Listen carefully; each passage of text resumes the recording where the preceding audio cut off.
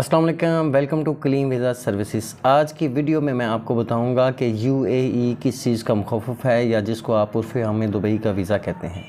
तो दोस्तों चलते हैं अपने टॉपिक की तरफ।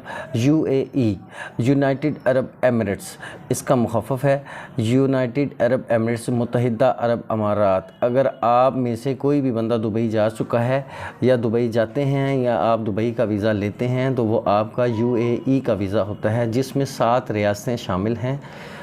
7 रियासतें मिल के यूएई मुत्तहिदा अरब अमारात कहलाती हैं।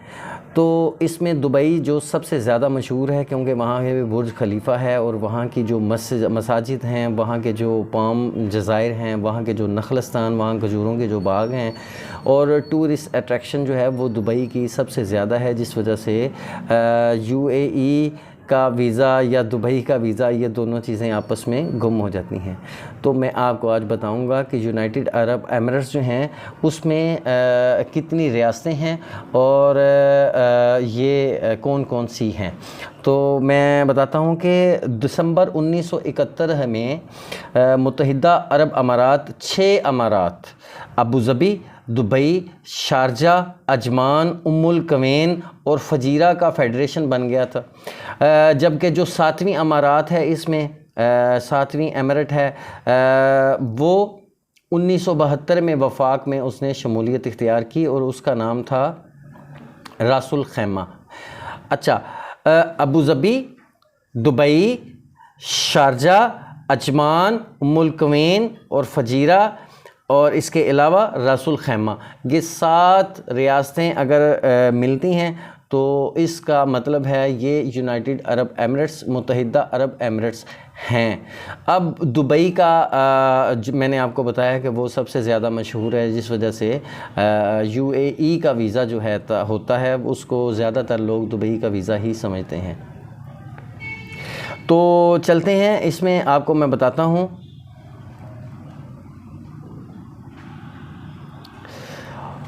मुत्तहिदा अरब अमारात जो है वो अपनी अज़ीम शान मसाजिद, दुबई मॉल, तेल, बहुत सारी रेत, नखलस्तान, खजूर, रेत, टीलों को मारने वाली मोतियों का शिकार और रोबोट जॉकी, ऊँटों की जो दौड़ है।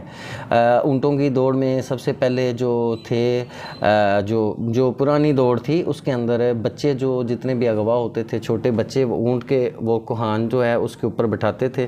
तो वो बच्चा डर की वजह से रोता था, तो वो जितना रोता था उतना तेज़ जो है वो ऊँट घबरा के दौड़ता था। तो ऊँटों की रेस में जो बच्चा ऊँट के ऊपर बैठा हुआ सबसे ज़्यादा रोता था, तो वो ऊँट सबसे ज़्यादा घबराता था और वो सबसे ज़्यादा घबराने की वजह से वो ज़्यादा दौड़ता था, तो वो ऊँट जीत जाता था। इस दौड़ के अंदर जो है वो काफ़ी सारे मतलब कि बच्चे जो है वो गिर के मारे भी जाते थे, ऊँटों के पैरों के नीचे आके कुचले जाते थे। तो इस ऊपर जब ह्यूमन राइट्स की नज़र पड़ी तो उन्होंने ये दुबई में इस दौड़ को जो है वो ख़त्म करवाने में अपना किरदार अदा किया। और अब ज़िंदा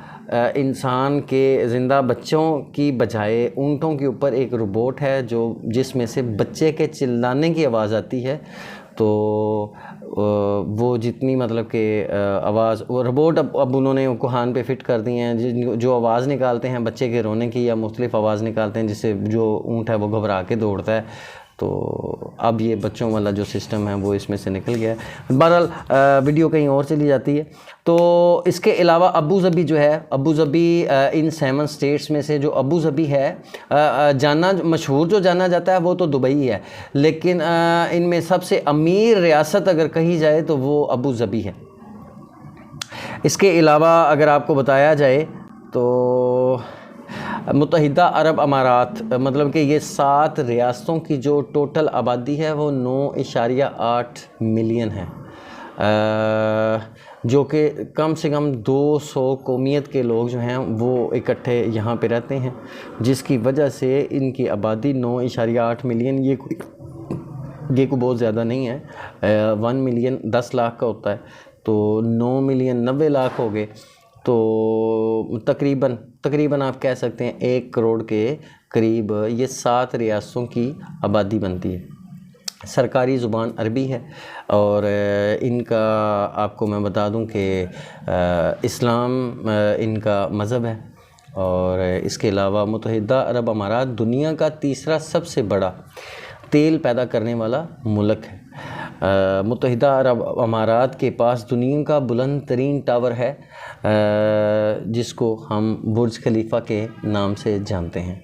तो मेरी ये वीडियो बनाने का मकसद एक तो आपको इन्फॉर्मेशन प्रोवाइड करना था कि ये 7 रियासतों का जो भी बंदा दुबई का वीज़ा लेता है उसके पास 7 रियासतों का वीज़ा होता है।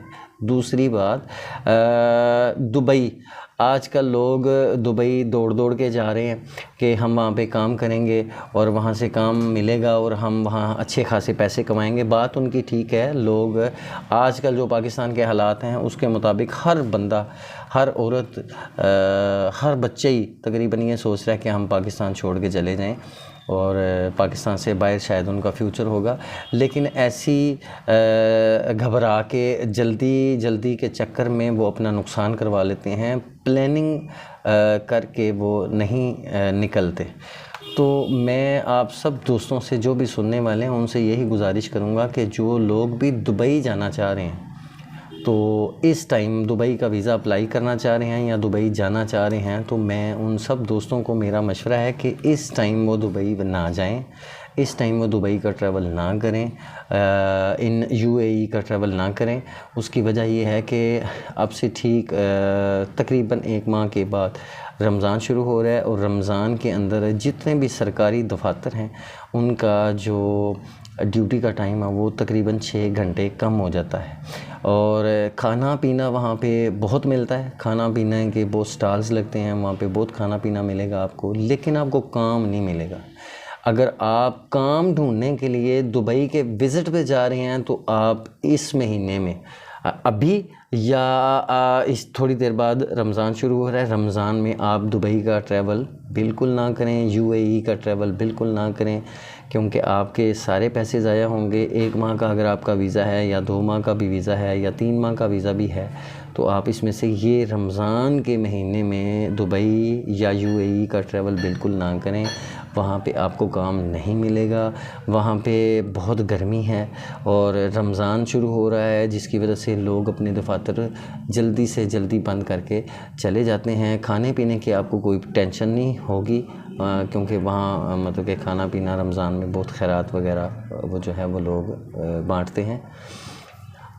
अच्छा, इसके बाद आप वीज़ा ले लें, लेकिन आपने अगर ट्रैवल करना है यूएई का तो आप रमज़ान के बाद करें, क्योंकि इस वक्त भी वहाँ पर बहुत ज़्यादा गर्मी है। यहाँ पाकिस्तान में मौसम कुछ बेहतर है, आप मतलब कि गुजारा कर सकते हैं, उस तरह पसीने नहीं आ रहे, लेकिन वहाँ दुबई में या यूएई में बहुत ज़्यादा गर्मी है और रमज़ान में वो लोग बिल्कुल काम नहीं करते हैं।